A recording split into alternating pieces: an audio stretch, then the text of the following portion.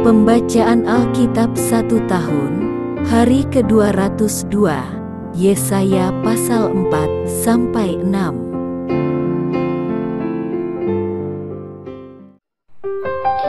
Yesaya pasal 4 ayat 1. Pada waktu itu, 7 orang perempuan akan memegang seorang laki-laki, serta berkata, "Kami akan menanggung makanan dan pakaian kami sendiri.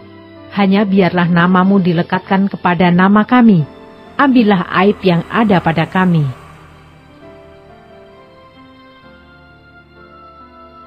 Ayat 2-6. Yerusalem disucikan dan dilindungi. Pada waktu itu, tunas yang ditumbuhkan Tuhan akan menjadi kepermaian dan kemuliaan, dan hasil tanah menjadi kebanggaan dan kehormatan bagi orang-orang Israel yang terluput.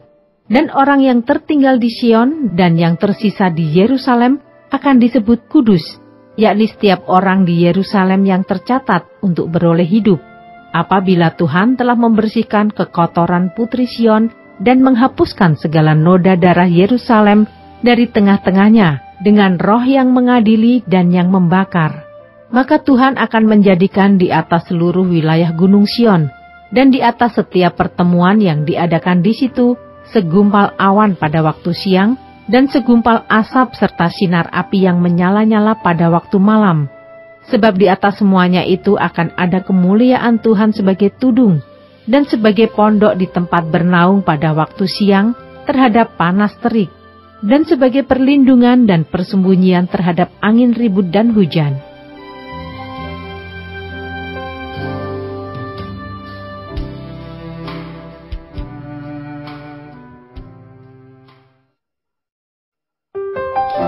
Yesaya pasal 5 ayat 1-7. Nyanyian tentang kebun anggur.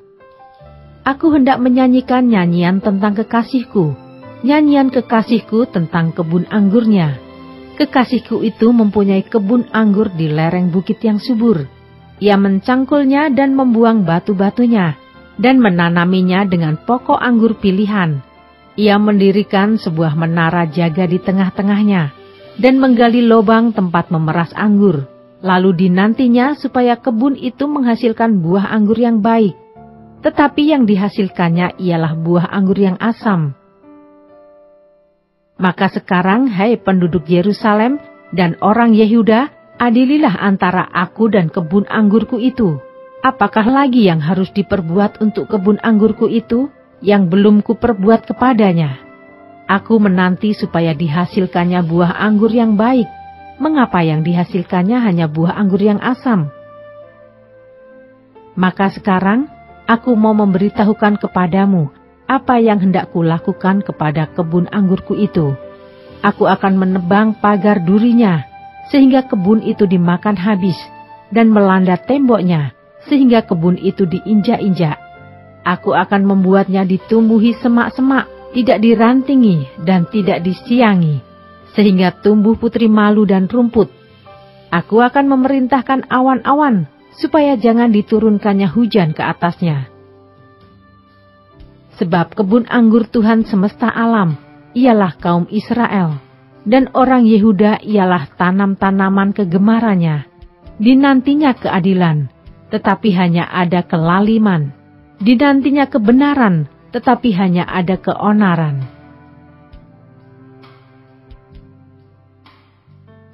Ayat 8-24. Peringatan tentang pelbagai keburukan. Celakalah mereka yang menyerobot rumah demi rumah dan mencekau ladang demi ladang, sehingga tidak ada lagi tempat bagi orang lain dan hanya kamu sendiri yang tinggal di dalam negeri. Di telingaku terdengar firman Tuhan semesta alam. Sesungguhnya banyak rumah akan menjadi sunyi sepi, rumah-rumah yang besar dan yang baik tidak akan ada penghuninya. Sebab kebun anggur yang luasnya 10 hari membajak akan menghasilkan hanya 1 bat anggur, dan 1 homer benih akan menghasilkan hanya 1 eva gandum. Celakalah mereka yang bangun pagi-pagi dan terus mencari minuman keras, dan duduk-duduk sampai malam hari, sedang badannya dihangatkan anggur. Kecapi dan gambus, rebana dan suling, serta anggur terdapat dalam perjamuan-perjamuan mereka. Tetapi perbuatan Tuhan tidak dipandangnya, dan pekerjaan Tuhan tidak dilihatnya. Sebab itu umatku harus pergi ke dalam pembuangan, oleh sebab mereka tidak mengerti apa-apa. Orang-orang yang mulia akan mati kelaparan, dan khalayak ramai akan menderita kehausan. Sebab itu dunia orang mati akan membuka kerongkongannya lapang-lapang, dan akan mengangakan mulutnya lebar-lebar dengan tiada terhingga, sehingga lenyap ke dalamnya segala kesemarakan dan keramaian Yerusalem, segala kegaduhannya dan orang-orang yang bersukaria di kota itu. Maka manusia akan ditundukkan, dan orang akan direndahkan. Ya, orang-orang sombong akan direndahkan. Tetapi Tuhan semesta alam akan ternyata maha tinggi dalam keadilannya, dan Allah yang maha kudus akan menyatakan kekudusannya dalam kebenarannya. Maka domba-domba akan makan rumput di situ seperti di padangnya sendiri, dan kambing-kambing akan mencari makan dalam reruntuhan gedung-gedung orang kaya. Celakalah mereka yang memancing kesalahan dengan tali kedustaan, dan dosa seperti dengan tali gerobak, yang berkata, baiklah Allah lekas-lekas dan cepat-cepat melakukan tindakannya, supaya kita lihat. Dan baiklah keputusan yang maha kudus, Allah Israel datang mendekat, supaya kita tahu. Celakalah mereka yang menyebutkan kejahatan itu baik, dan kebaikan itu jahat, yang mengubah kegelapan menjadi terang, dan terang menjadi kegelapan, yang mengubah pahit menjadi manis, dan manis menjadi pahit. Celakalah mereka yang memandang dirinya bijaksana, yang menganggap dirinya pintar. Celakalah mereka yang menjadi jago minum dan juara dalam mencampur minuman keras, yang membenarkan orang fasik karena suap, dan yang memungkiri hak orang benar. Sebab itu seperti lidah api memakan jerami, dan seperti rumput kering habis lenyap dalam nyala api. Demikian akar-akar mereka akan menjadi busuk, dan kuntumnya akan beterbangan seperti abu. Oleh karena mereka telah menolak pengajaran Tuhan semesta alam dan menista firman yang maha kudus, Allah Israel.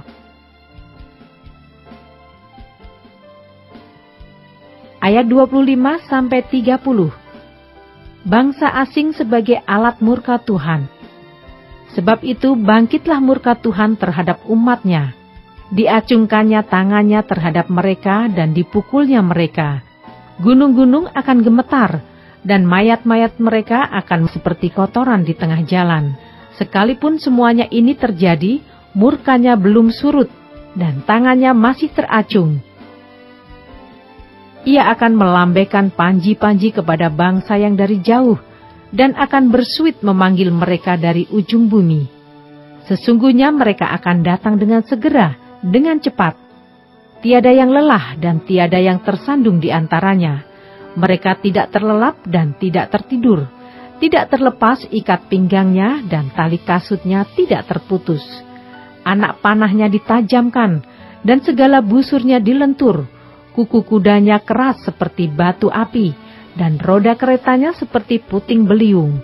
Aumnya seperti singa betina, mereka mengaum seperti singa muda. Mereka meraung dan menangkap mangsanya, membawanya lari dan tidak ada yang melepaskan. Pada hari itu mereka akan diliputi oleh suara seperti suara laut menderu. Jika orang memandang ke bumi, sesungguhnya ada gelap yang menyesakkan, dan terang menjadi gelap oleh awan-awan.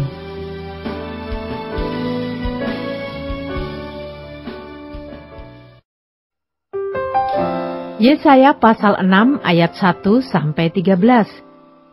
Yesaya mendapat panggilan Allah. Dalam tahun matinya Raja Uzia, aku melihat Tuhan duduk di atas tahta yang tinggi dan menjulang, dan ujung jubahnya memenuhi bait suci. Para serafim berdiri di sebelah atasnya, masing-masing mempunyai 6 sayap. 2 sayap dipakai untuk menutupi muka mereka, 2 sayap dipakai untuk menutupi kaki mereka, dan 2 sayap dipakai untuk melayang-layang. Dan mereka berseru seorang kepada seorang, katanya, Kudus, kudus, kuduslah Tuhan semesta alam, seluruh bumi penuh kemuliaannya. Maka bergoyanglah alas ambang pintu disebabkan suara orang yang berseru itu, dan rumah itu pun penuhlah dengan asap. Lalu kataku, celakalah aku binasa, sebab aku ini seorang yang najis bibir, dan aku tinggal di tengah-tengah bangsa yang najis bibir. Namun mataku telah melihat Sang Raja, yakni Tuhan semesta alam. Tetapi seorang daripada serafim itu terbang mendapatkan aku. Di tangannya ada bara yang diambilnya dengan sepit dari atas mezbah. Ia menyentuhkannya kepada mulutku serta berkata, "Lihat, ini telah menyentuh bibirmu, maka kesalahanmu telah dihapus dan dosamu telah diampuni." Lalu aku mendengar suara Tuhan berkata, "Siapakah yang akan kuutus dan siapakah yang mau pergi untuk aku?" Maka sahutku, "Ini aku, utuslah aku." Kemudian firman-Nya, "Pergilah dan katakanlah kepada bangsa ini, dengarlah sungguh-sungguh, tetapi mengerti jangan. Lihatlah sungguh-sungguh, tetapi menanggap jangan. Buatlah hati bangsa ini keras, dan buatlah telinganya berat mendengar, dan buatlah matanya melekat tertutup, supaya jangan mereka melihat dengan matanya, dan mendengar dengan telinganya, dan mengerti dengan hatinya, lalu berbalik dan menjadi sembuh." Kemudian aku bertanya, "Sampai berapa lama ya Tuhan?" Lalu jawabnya, "Sampai kota-kota telah lengang sunyi sepi, tidak ada lagi yang mendiami, dan di rumah-rumah tidak ada lagi manusia, dan tanah menjadi sunyi dan sepi. Tuhan akan menyingkirkan manusia jauh-jauh, sehingga hampir seluruh negeri menjadi kosong. Dan jika di situ masih tinggal 1/10 dari mereka, mereka harus sekali lagi ditimpa kebinasaan. Namun keadaannya akan seperti pohon beringin dan pohon jawi-jawi yang tunggulnya tinggal berdiri pada waktu ditebang, dan dari tunggul itulah akan keluar tunas yang kudus."